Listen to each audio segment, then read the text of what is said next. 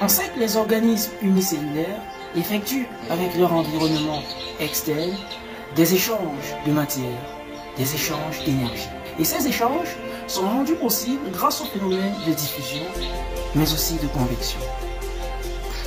Il en est schématiquement de même avec les organismes multicellulaires, tels que l'organisme humain par exemple, auquel appartenaient les actinoptérygiens. On le sait avec la classification traditionnelle de Linné, les actinoptérygiens, n'est-ce pas, appartenaient à la superclasse des poissons.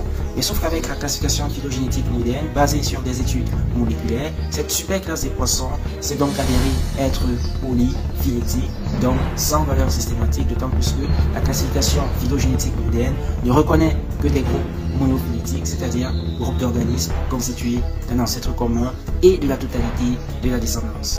Bonjour tout le monde, salut tout le monde, je suis Joe Valéry et bienvenue dans cette nouvelle vidéo sur ma chaîne Limitless Biology Channel. Alors aujourd'hui nous allons parler de physiologie de la reproduction, et en physiologie de la reproduction nous allons parler d'un organe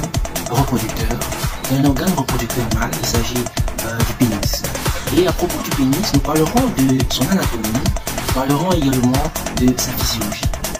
Claude Gallien, considéré comme le père de la pharmacologie, le père de la médecine moderne également, pensait autrefois qu'il existait deux types de sang.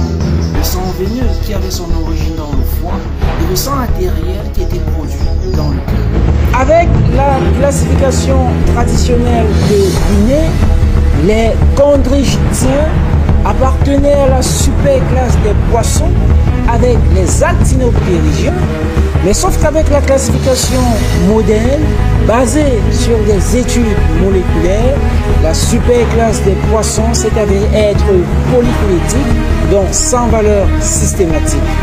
Bonjour tout le monde, salut tout le monde, bonsoir tout le monde, je suis Joe Valéry et c'est de nouveau un réel plaisir pour moi de vous retrouver sur ma chaîne YouTube Limitless Biology Channel pour parler de science, pour parler de biologie, et aujourd'hui on parlera de phylogénie, cette science-là qui étudie les liens de parenté entre les différentes formes de vie, entre les différents organismes vivants. Au sein des amniotes, les mammifères constituent le groupe frère des sauropsides. Au sein des sauropsides, les chélouniens constituent le groupe frère des diapsides. Au sein des diapsides, les lépidosauriens constituent le groupe frère des archosauriens. Au sein des lépidosauriens, les squamates constituent le groupe frère des sphénodonciens. Au sein des archosauriens, enfin, les oiseaux constituent le groupe frère des crocodiliens. Ce qui veut dire que pour que les proto-oncogènes puissent déclencher la multiplication des cellules, il faudrait qu'il y ait d'autres gènes qui puissent s'exprimer pour pouvoir bloquer le suicide cellulaire. Parce qu'il ne peut y avoir multiplication cellulaire et suicide cellulaire au même moment. C'est impossible.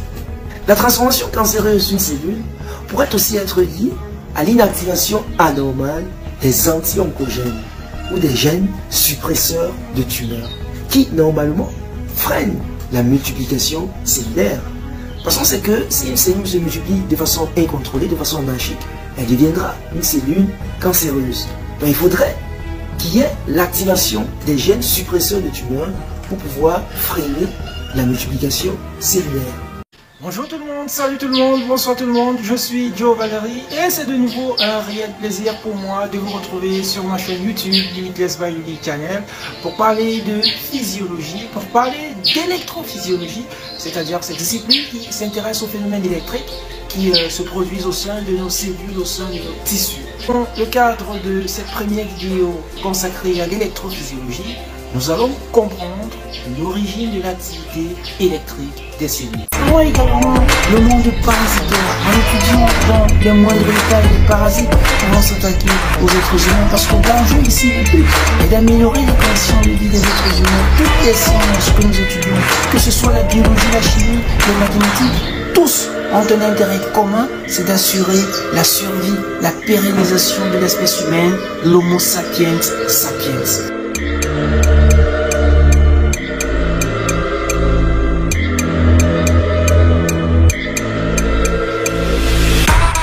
travers la rubrique zoologie, le monde animal, nous étudions la classification, la répartition, l'organisation des espèces animales. Nous établissons à travers la phylogénie les relations de parenté qui existent entre les différentes formes de vie, les différentes espèces vivantes. Nous nous intéressons également au monde microbien, c'est-à-dire au monde des organismes extrêmement petits, invisibles à l'œil nu. Alors si c'est un domaine de la science qui te passionne, qui te fascine, je t'invite à rejoindre la communauté de Milk's Biology Channel en cliquant tout simplement sur le bouton s'abonner.